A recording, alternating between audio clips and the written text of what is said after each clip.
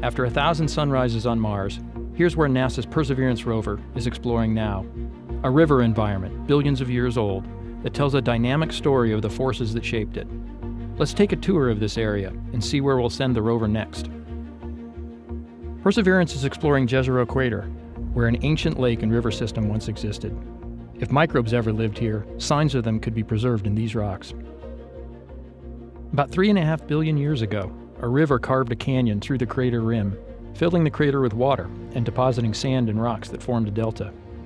On Earth, the record of such an ancient river and lake would have been erased long ago. That's why sending a robotic explorer like Perseverance is so valuable. Mars is a special place that preserves a unique record of things that happened in the first billion years of the solar system. In this area, different rock layers record different parts of the crater's history. The flat, light-colored rocks were deposited on the banks of a river flowing slowly across the landscape.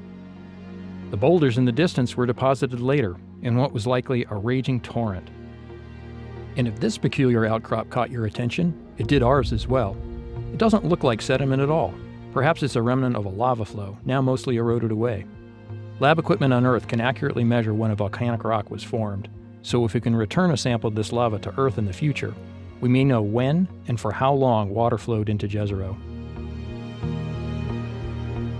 From here, Perseverance will continue west.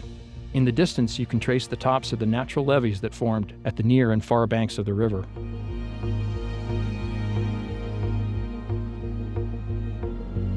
The rover will pass this area on its way upstream, continuing toward this spot, where the river carved through the crater wall. You can see the canyon on the horizon here.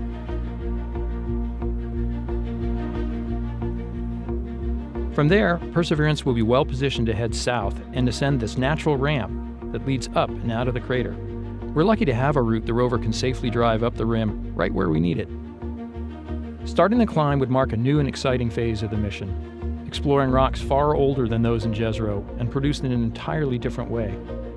One tempting target are these light-colored rocks partway up the rim. They may have interacted with hot water in a hydrothermal environment, another exciting place to hunt for evidence of past life. Since finishing its study of the crater floor, Perseverance has been climbing the delta and piecing together the history of this once watery environment. We've come a long way in nearly 3 years of exploring and collecting samples, but there's still so much more to investigate.